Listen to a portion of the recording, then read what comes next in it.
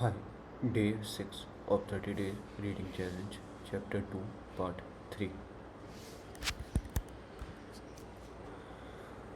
How to change your mind.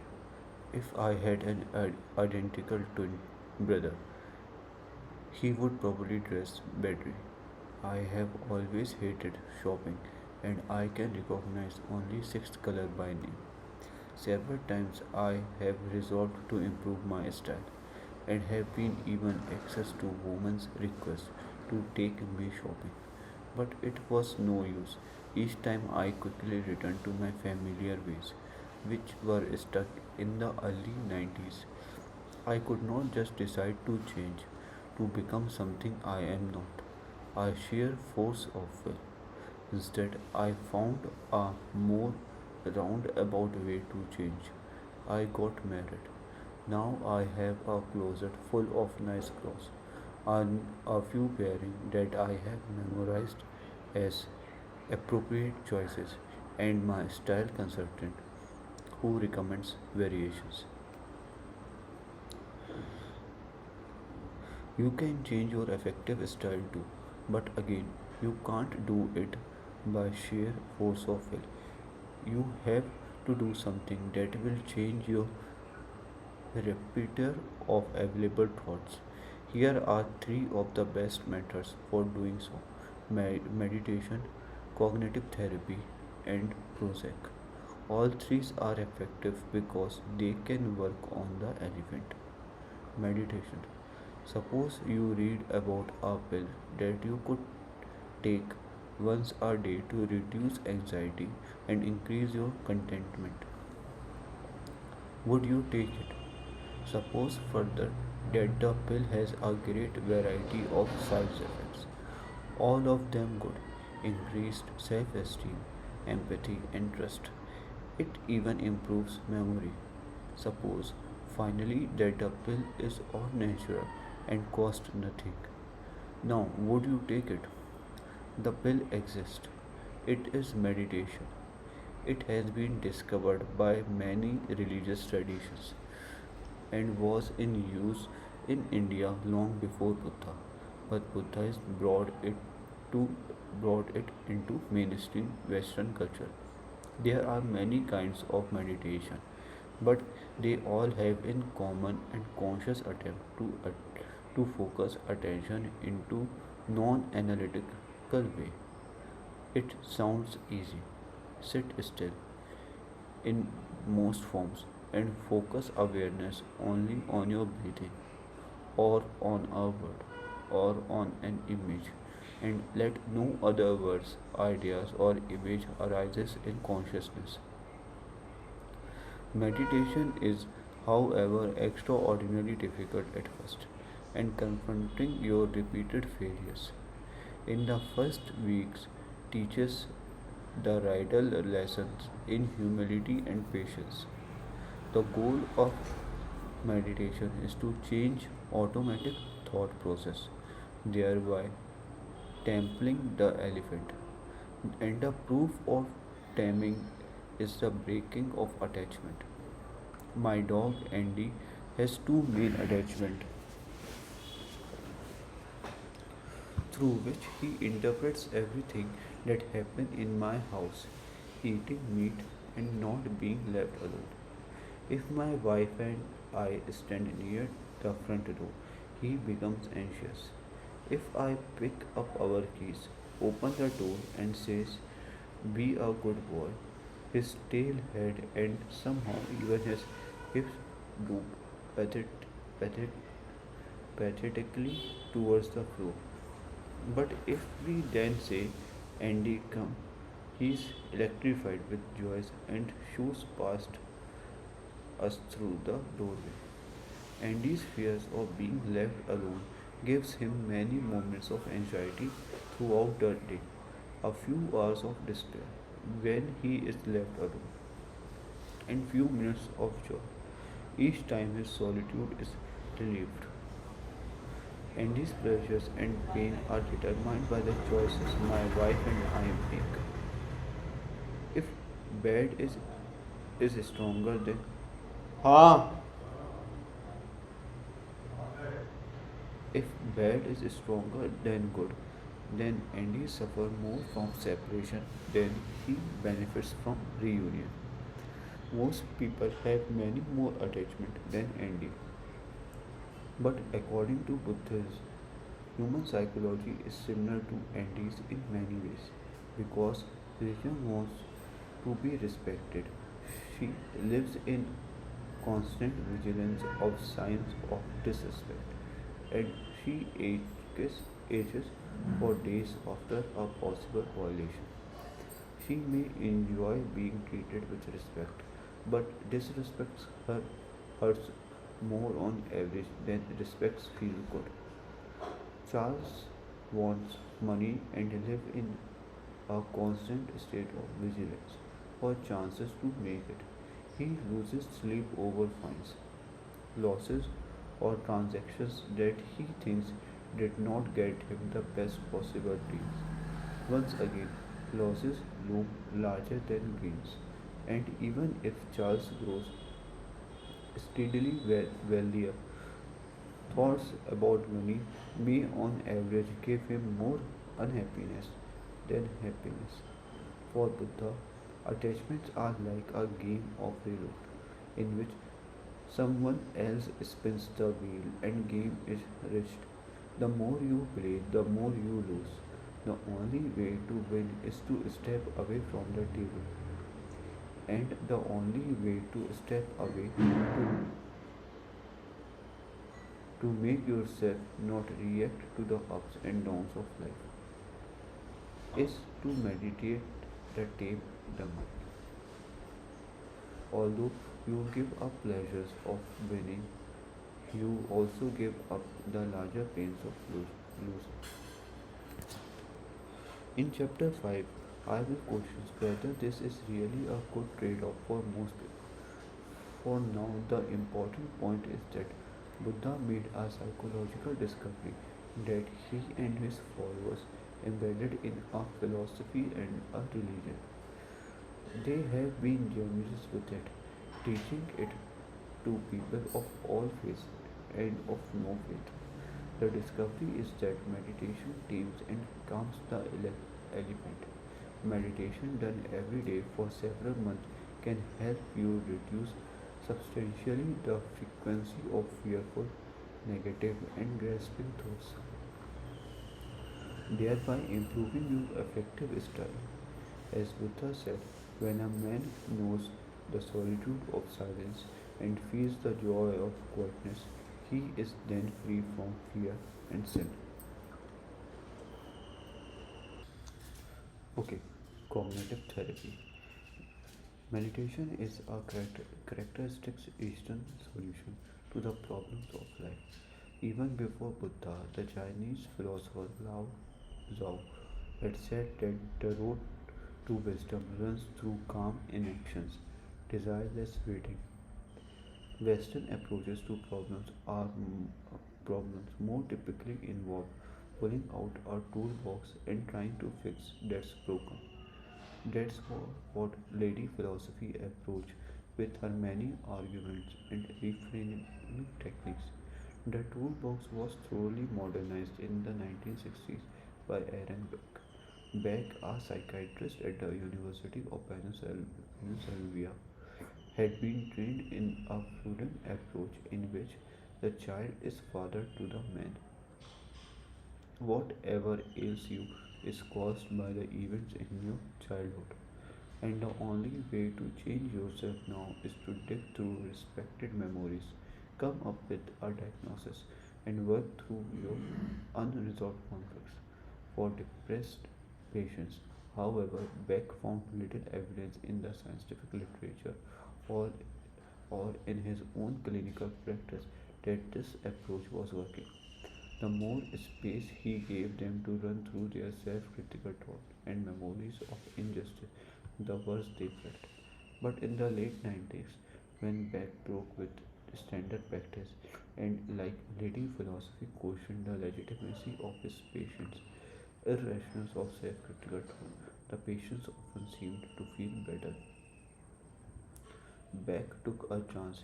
He mapped out the distorted thought process characteristic of a depressed people and trained his patient to catch and challenge these thoughts. Beck was stunned by his Freudian colleagues, who thought he was treating the symptoms of depression with band-aids, while letting the disease rage underneath. This, but this courage and persistence paid off. He created cognitive therapy, one of the most effective treatment available for depression, anxiety, and many other problems.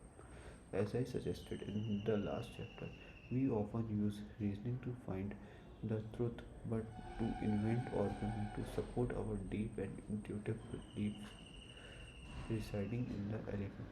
Depressed people are convinced in their hearts of three related beliefs known as breadth cognitive triad of depression. These are I am no good, my world is bleak, and my future is hopeless. A depressed person's mind is filled with automatic thought supporting these dysfunctional beliefs, particularly when things go wrong. The thought distortions.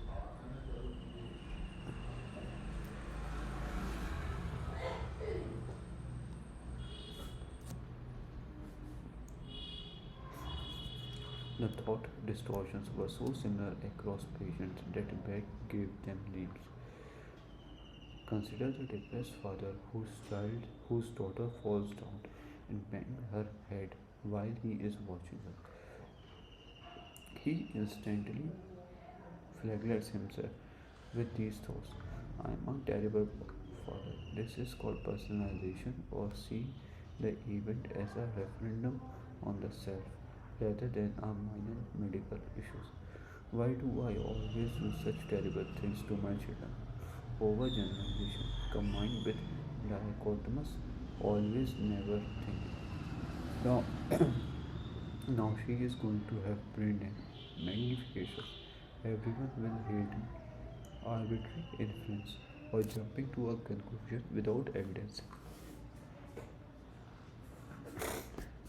Depressed people are caught in a feedback loop in which distorted thought causes negative feelings, which then distorted thinking further. Beck's discovery is that you can break the cycle by changing the thoughts. A big part of cognitive therapy is training clients to catch their thoughts, write them down, name the distortion, and then find alternative and more accurate ways of thinking. Over many weeks, the client thought become more realistic, the feedback loop is broken, and the client anxiety or depression abates. Cognitive therapy works because it teaches the rider how to train the elephant rather than how to defeat it directly in an argument. On the first day of therapy, the rider does not realize that the elephant is controlling him and the elephant's fear are driving his conscious thoughts. Over time, the client learns to use a set of tools that include challenging automatic thoughts and engaging in simple tasks, such as going out to buy a newspaper rather than staying in bed all day ruminating. These tasks are often assigned as homework to be done daily. The elephant learns best from the daily practice, and weekly meeting with the therapist is not enough. With each reframing and with each simple task accomplished, the client receives a little reward, a little flash of relief or pleasures. And each flash of pleasure is like a peanut given to an elephant as reinforcement for a new behavior. You can't win a tug of war with an angry or fearful elephant, but you can by gradually shaping of the sort of the behaviorist talked about. Change your automatic thoughts and in the process of your effective style. In fact, many therapists combine cognitive therapy with techniques borrowed directly from the behaviorism to create what is now called cognitive behavior therapy. Unlike Freud, Beck tested his theories in controlled experiments. People who underwent cognitive therapy for depression got measurably better. They got better faster than people who were put on, on a waiting list for therapy, and at least in some studies, they got better faster than those who received other therapies. When cognitive therapies is done very well in an effective as drugs such as Prozac for the treatment of depression, and its enormous damage over Prozac is that when cognitive therapy stops, the benefit usually continue because the elephant has been retrained. Prozac, in contrast, works only for as long as you take it. I don't mean to suggest that cognitive therapy is the only psychotherapy that works. Most forms of psychotherapy work to some degree, and in some studies they seem to work equally well. It comes down to a question of fit. Some people respond better to one therapy than another, and some psychological disorders are more effectively treated by therapy than another. If you have frequent automatic negative thoughts about yourself, your world, or your future, and if these thoughts contribute to chronic feeling of anxiety and or despair, then you might find good fit with the cognitive behavior therapy. Prozac. Marcel Proust wrote that the only true voyage would be not to visit a strange land but to possess other eyes. In the summer of 1996, I tried on a pair of new eyes when I took Paxil, a cousin of Prozac, for 8 weeks. For the first few weeks, I had only side effects, some nausea, difficulty sleeping through night, and a variety of physical sensations that I did not only my body could produce, including a feeling I can describe only by saying that my brain felt dry. But then one day in week 5, the world changed forever. I woke up one morning and no longer felt anxious about a heavy workload and uncertain prospect of untenured professors. It was like magic, a set of changes I had wanted to make in myself for years, losing, lightening up, accept my mistakes without dwelling on them.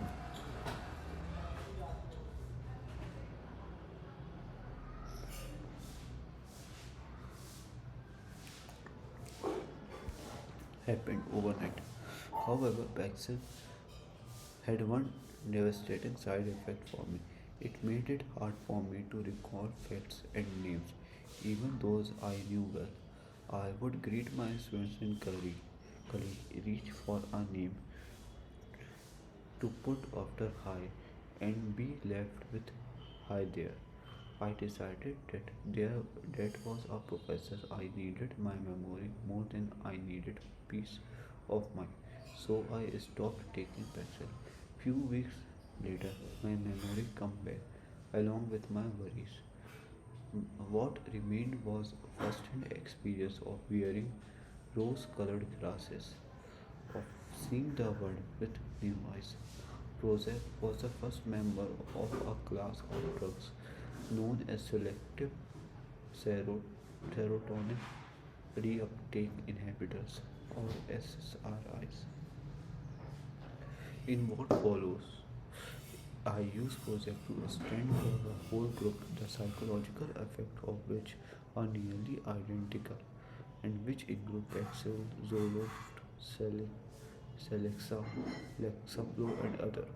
Many things are not known about Prozac and its cousin. Above all, how they work. The name of the drug class tells part of the story. Prozac gets into synapses, the gaps between neurons, but it is selective in affecting only synapses that uses serotonin as their neurotransmitter. Once in the synapses, Prozac inhibited the reuptake process, the natural process in which a neuron that has just released serotonin into the synapse then suck it back up into itself to be released again at the next neural pulse. The net result is that a brain or project has more serotonin in certain synapses and those neurons fire more often. So far, projects sound like cocaine, heroin, and any other drugs that you might have learned is associated with a specific neurotransmitter. But the increase in serotonin happens within a day of taking Prozac, while the benefit don't appear to 4 to 6 weeks. Somehow the neuron on the other side of the synapse is adapting to the new level of serotonin, and it is from the adaptation process that benefit probably emerge. Or maybe neural adaptations has nothing to do with it. The other leading theory about Prozac is that it raises the level of neural growth hormones in the hippocampus, a part of the brain crucial for learning and memory. People who have a negative affective style generally have higher level of stress hormone in their blood.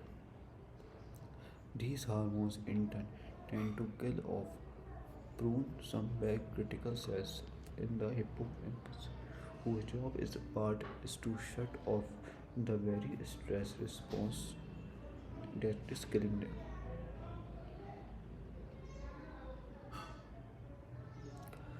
So people who have negative affective style may often suffer minor neural damage to hippocampus, but this can be repaired in 4 or 5 weeks after project triggers the release to the neural growth hormone.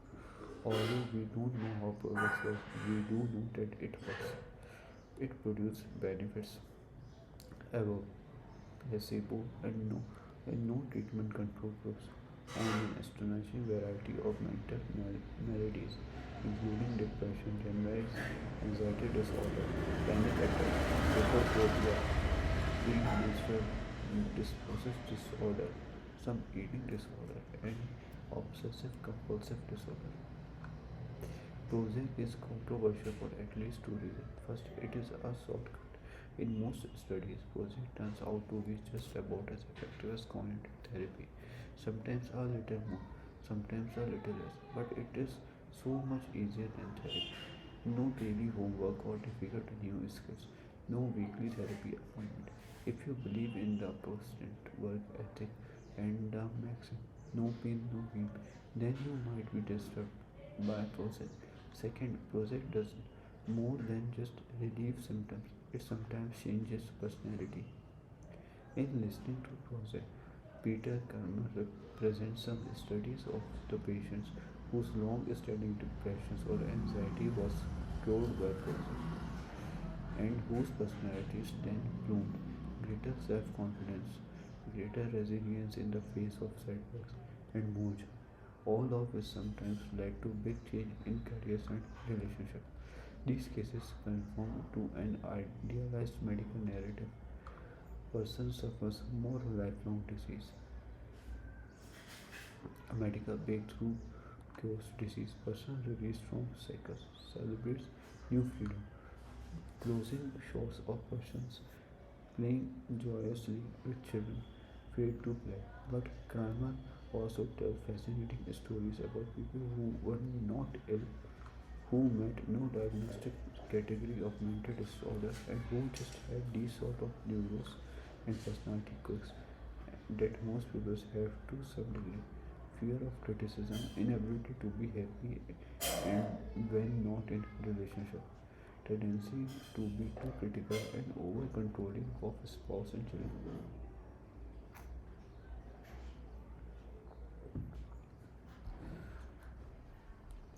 Like our personality trait, these are hard to change, but they are what talk therapy is designed to address. Therapy can't usually changes personality, but it can teach you ways of working around your problematic traits.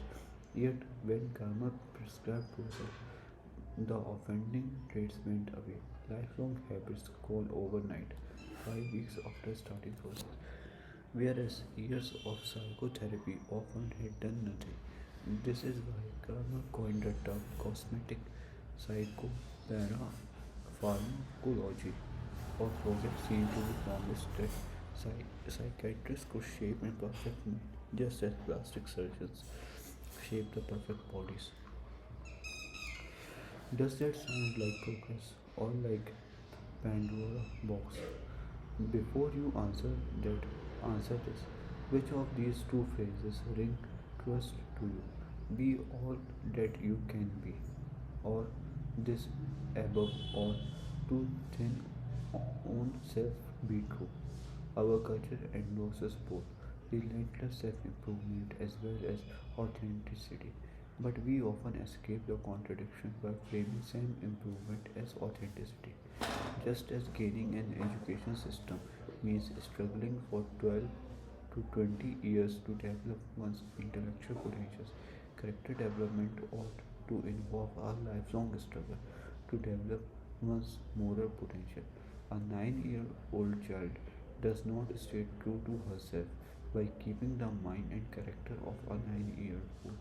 She worked hard to reach her ideal self, pushed and offered by her parents to endless after school and begin class in piano, religion, art, and athletics. As long as change is gradual and a result of the child's hard work, the child is given the moral credit for the change, and the change is in the service of authenticity.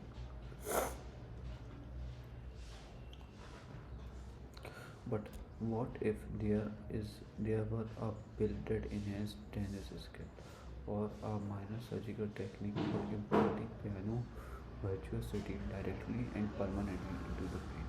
Such a separation of self-improvement from authenticity would make many people recoil in horror. Horror fascinates me, particularly when there is no victim. I study moral reactions to harmless taboo violations such as consensual consent and private flag discretion. The things just feel wrong to most people, even when they can't explain why. I'll explain why in chapter 9. My research indicates that a small set of innate moral intuitions guide and constraints toward many moral realities, and one of these intuitions is that the body is temple housing a soul within. Even people who do not consciously live in God or soul are offended by or feel uncomfortable about someone who treat her body like playground. Its sole purpose to provide pleasure. A shy woman who gets a nose job, breast augmentations, 12 body piercings, and a prescriptions for elective Prozac would be as shocking to many people as the minister who remodels his church to look like an Ottoman hair. The transformation of the church might hurt others by causing several parishioners to die from apoplexy. It's hard, however, to find harm in the self-transformation beyond the vague notion that she is not being true to herself. But this is woman had previously been unhappy with her hypersensitivity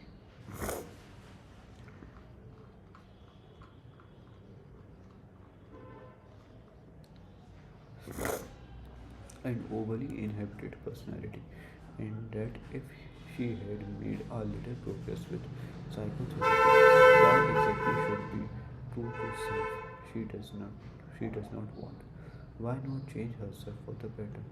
When I took Paxil, it changed my affective style for the better.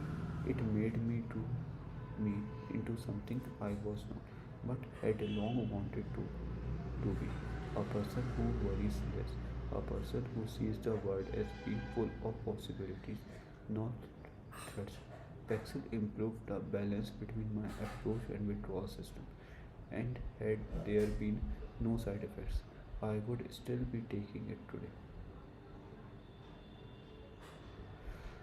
I therefore question the widespread view that Prozac and other drugs in its class are overprescribed.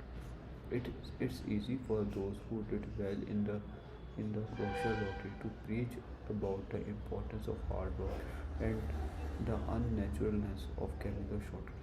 But for those who, through no fault of their own, ended up on the negative half of the effective style spectrum, Prozac is a way to compensate for the unfairness of the kosher lottery. Furthermore, it's easy for those who believe that the body is a temple to say that cosmetic psychopharmacology is a kind of sacrilege. Something is indeed lost where psychiatrists no longer listen to their patients as people, but rather as a car mechanic would listen to an engine, looking only for clues but about which knob to adjust next. But if the hippocampal theory of Prozac is correct, many people really don't need a mechanical adjustment. It as though they had been driving for years with an emergency brake halfway engaged, and it might be worth a 5 week experiment to, to see what happened to their lives when the brake is released. Framed in this way, Prozac for worried well is no longer just cosmetic. It's more like giving contact lenses to a person with poor but functional eyesight who has learned ways of coping with her limitations. Far from being betrayal of that person's true self, contact lenses can be a reasonable shortcut to proper functioning. The epigraph that opened these chapters are to life is what we deem it. Our lives are the creations of our mind, but these claims are not helpful until augmented by the theories of the divided self, such as the rider and the elephant, and an understanding of the negative bias and affective style. Once you know why change is so hard, you can drop the brute force method and take more psychological, sophisticated approach to self improvement. Buddha got it exactly right. You need a method for taming the elephant, for changing your mind gradually.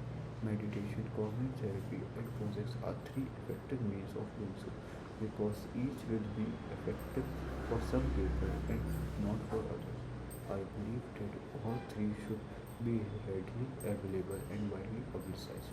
Life itself is but what you deem it, and you can through meditation, cognitive therapy, and project yourself.